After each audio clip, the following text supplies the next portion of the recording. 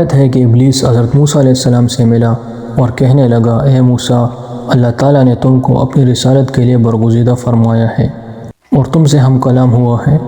میں بھی خدا کی مخلوق میں شامل ہوں اور مجھ سے گناہ سرزد ہو گیا۔ اب میں توبہ کرنا چاہتا ہوں۔ آپ میرے پروردگار کے پاس جا کر سفارش کیجئے کہ میری توبہ قبول کرے۔ حضرت موسیٰ علیہ السلام نے اللہ تعالیٰ سے دعا کی۔ حکم ہوا کہ اے موسیٰ، ہم تمہاری حاجت بر لائیں۔ پھر حضرت موسیٰ علیہ السلام شیطان سے ملے اور کہا کہ مجھے ارشاد ہوا ہے کہ تو حضرت آدم علیہ السلام کی قبر کو سجدہ کرو تو تیری توبہ قبول ہو جائے گی۔ شیطان نے انکار کیا اور غصے میں آ کر کہنے لگا کہ جب میں نے آدم علیہ السلام کو ان کی زندگی میں سجدہ نہ کیا تو اب مرنے پر کیا سجدہ کروں گا۔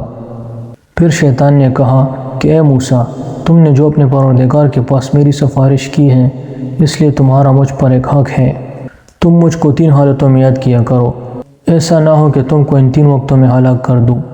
ایک تو غصے کے وقت مجھے یاد کیا کرو کیونکہ میرا وسوسہ تمہارے دل میں ہے اور میری آنکھ تمہاری آنکھ میں ہے اور میں تمہارے رگ و پوست میں خون کی طرح دوڑتا پھرتا ہوں۔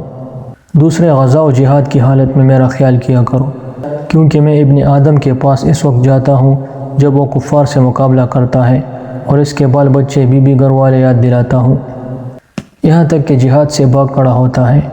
تیسرے غیر محرم عورت کے پاس بیٹھنے سے بچتے رہو کیونکہ میں تمہارے پاس اس کا قاصد ہوں اور اس کے پاس تمہارا پیغام رساں ہوں۔ روایت ہے کہ اللہ تعالیٰ نے کسی نبی کو مبعوث نہیں فرمایا مگر یہ کہ شیطان اس بات سے نا امید نہیں ہوا کہ اس کو عورتوں کے ذریعے ہلاک کرے۔ فضیل بن عیاض رحمۃ اللہ علیہ کہتے ہیں، ہم کو اپنے بعض مشائخ سے یہ حدیث پہنچی کہ ابلیس حضرت موسیٰ علیہ السلام کے پاس گیا۔ اس وقت حضرت موسیٰ علیہ السلام اللہ تعالیٰ سے باتیں کر رہے تھے۔ شیطان کو فرشتے نے کہا، تو ہلاک ہو کہ تو اس حالت میں کہ حضرت موسیٰ علیہ السلام اپنے رب سے باتیں کر رہے ہیں، تو ان سے اس حال میں کیا چاہتا ہے جو اس کے باپ آدم سے جنت میں چاہتا۔ عبد الرحمن بن زیاد سے روایت ہے کہ ایک مرتبہ حضرت موسیٰ علیہ السلام کسی مجلس میں بیٹھے تھے، اتنے میں ابلیس ان کے پاس آیا اور اس کے سر پر کلادار ٹوپی تھی جس میں طرح طرح کے رنگ تھے۔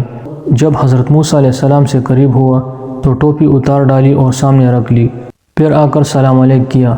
حضرت موسیٰ علیہ السلام نے کہا، تو کون ہے؟ شیطان بولا، میں ابلیس ہوں۔ موسیٰ علیہ السلام بولے، خدا تجھے زندہ نہ رکھے، تو کیوں آیا؟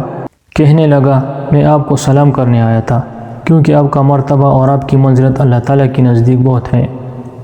حضرت موسیٰ علیہ السلام نے پوچھا کہ وہ کیا چیز ہے جو میں نے تیرے سر پر دیکھی تھی؟ کہا کہ اس سے اولاد آدم کے دلوں کو لبھا لیتا ہوں۔ پوچھا کہ بھلا یہ تو بتاؤ وہ کون سا کام ہے جس کے مرتکب ہونے سے تو انسان پر غالب آ جاتا ہے؟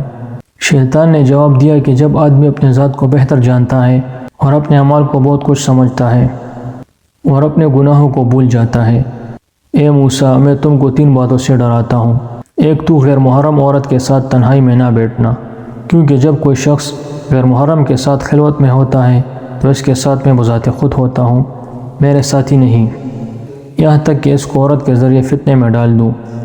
اللہ تعالیٰ سے جو عہد کیا کرو اس کو جلدی پورا کیا کرو، کیونکہ جب کوئی اللہ تعالیٰ سے عہد کرتا ہے تو اس کا ہمراہی اپنے ساتھیوں کو چھوڑ کر میں خود ہوتا ہوں، یہاں تک کہ شخص کو وفا عہد کے درمیان حائل ہو جاتا ہوں۔